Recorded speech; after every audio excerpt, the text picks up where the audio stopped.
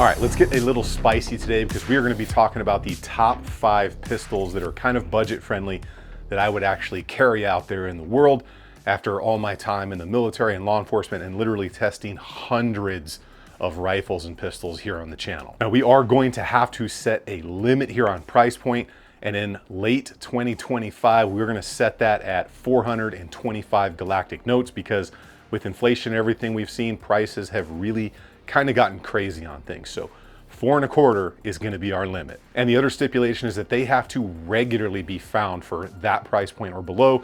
It can't be like that one-time flash deal, right? It's got to be regularly priced that way. And again, in late 2025, I think that's a fair price point to say budget under that mark, because that list is definitely shrinking with the prices we've seen and how much they've gone up recently. And the first one we're going to start off with, surprise, surprise, a newer one to the market, which is going to be the Ruger Magpul RXM right now. I know this is not the stock configuration, but I've got roughly about 2,000 rounds through this thing specifically in various different forms. And overall, it's been an absolute runner. Ruger and Magpul teamed up on this one, and it seems to be they have done just about everything right on this pistol. It is based on the Glock Gen 3 design since that patent has expired. And overall, I've only heard of about 2 to 3 people reading through forums and stuff like that seem to have had any cycling issues or something that wasn't related directly to ammo, and Ruger took care of those. So one thing we do have to remember with everything on this list is going to be that anytime the price point comes way down, right, you generally will see a little bit more issues than you would with some other more expensive pistols out there. And I think that's something that we can pretty much all just understand. But then again, I have seen really expensive pistols absolutely crap the couch. But with the RXM, we get a lot of really good stuff. Like I said, it's based on a Gen 3 Glock design. However, it is a chassis system. So interchangeable grip modules are there. You can get them in the full size, the compact size, which is what it's normally sold as, and you can get them in various colors, and you can get cool aftermarket ones like this right here from Icarus Precision, which is absolutely amazing, but literally costs as much as the pistol does. But in its stock form, you get that grip module. You get a Glock style trigger, which is flat to the face. It's actually pretty good. You get front serrations, rear serrations. It is optic ready with direct milled and a little pin system, so no plates anymore. That is awesome. That is how everybody should be doing it. You get decent sights on the thing, and overall, like I said, about 2,000 rounds in, the thing has just performed. I have a lot of friends that have picked this pistol up, and none of them have had an issue with them. The only issues that I did find was reading the forums. Running this thing out on the range, besides the fact that it has been very reliable, it runs about like any other compact style striker fired pistol, much like a Glock 19 or a Smith & Wesson in the compact variation. It's not going to be really angry on the recoil, and it's not going to be super flat like some higher end, nicer, expensive stuff. It's going to be right there in the middle, which is really about what we should expect. You got pretty good grip texture on there, so it's easy to get a hold of. You got a little bit of a flared magwell, which is nice when you're working reloads out there in the range. And overall, I'm quite happy with how this thing has performed out there. Again, it is a little bit of a newer pistol, but I think as time goes on, we're going to come to enjoy what Ruger and Magpul have brought us with the RXM. And I think most people out there that are looking to stay under that 425 budget would do very well to look at the RXM as a pistol for either carrying around on the daily or running out there on the range pretty hard from a holster. And since you can get full-size grip modules for it now, and they run on Glock mags, that's just a big positive too. Now I picked up mine for sub 400, and they regularly linger right around 379 galactic notes. And then if you want to get super crazy, you can start doing stuff like this to it, which is always just a little bit of fun. Now, before we get on to that next one, if you would please subscribe to the video. It is just a big help, and I would really appreciate it. If you guys are interested also in anything that we're talking about here today, I'll have a build list. It'll be the first link down below.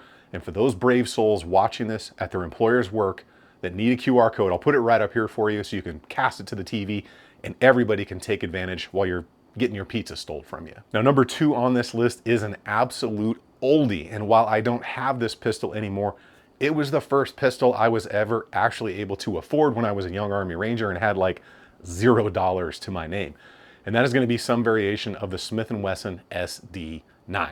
I know people have made fun of this pistol over the years. It was Smith's first entry into the Glock market with the Sigma variant, but the thing has been steadily improved over the past like 30-ish years, and overall, they are extremely reliable. I've fired thousands and thousands of rounds through my first one, and I never had a hiccup with the thing on any ammunition type, from ball to about every type of self-defense out there that you could pretty much imagine. Now, when it comes to the SD9, right, the trigger initially on the first launch of these things was pretty heavy and pretty long because it was built for law enforcement, and law enforcement was coming out of like really heavy, long revolver triggers and stuff like that.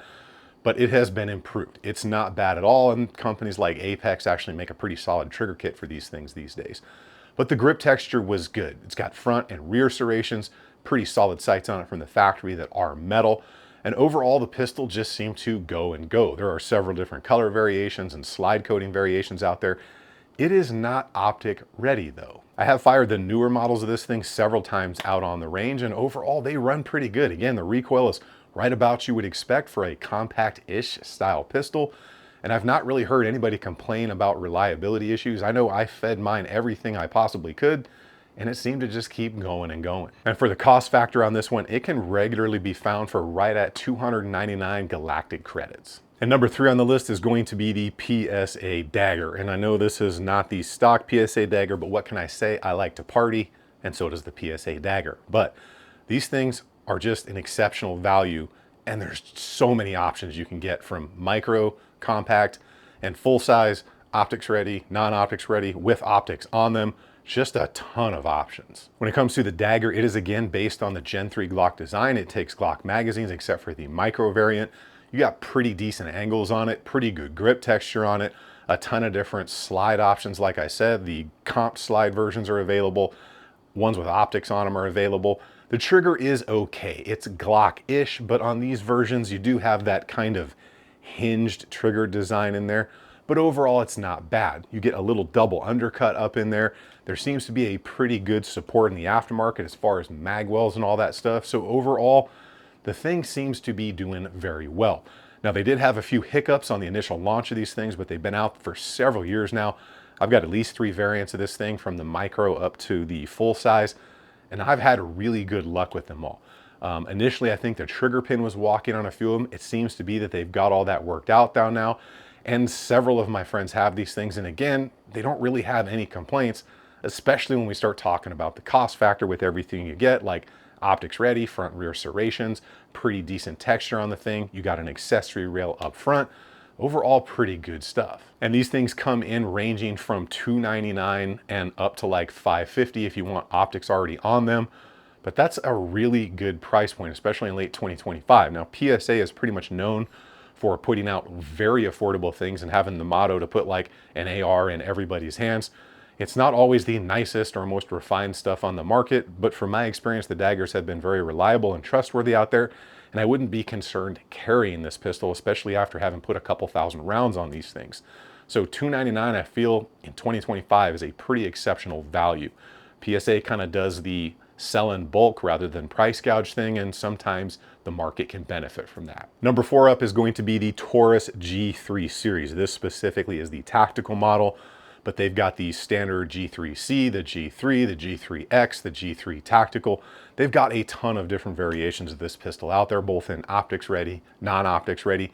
And overall, this is I think when I got my first one, I paid $250 for the thing. I bought a G3C and a G3 at the same time, and with tax, it was like $5.25. So that was pretty crazy. Prices have gone up a little bit since then, but having tested at least 6 of these things now, I have to say I'm pretty impressed, especially for something that was that budget friendly. Now, again, when it comes to budget friendly pistols, something that's like sub $300, you are going to see more QC issues. That is just something we have to expect. Honest Outlaw had a couple of these things, and he had one in a box in his safe for a couple of years. When he pulled it out and went to do a video with it, it was non-functional, but he has several others that were completely functional. That's the QC I'm talking about. But they do have a warranty. Unfortunately, if you ever have to use that warranty, I've heard it can be a little bit tough. As far as options, when it comes to the G3 series, you can get optic ready, non-optic ready, ones with taller sights on them, ones with standard sights on them. Generally, they're going to be metal at this point. Pretty good grip texture on them. A very interesting trigger on these things, so it's not really that bad. It's a little long, but the break and reset is pretty short right there. However, they got this weird dual strike thing, so if the round doesn't go off the first time, you can keep pulling the trigger. Me, I would just tap rack and get rid of that bound round. But that's an interesting thing that's on there as well. You also get the accessory rail. You can get options like a threaded barrel for these things.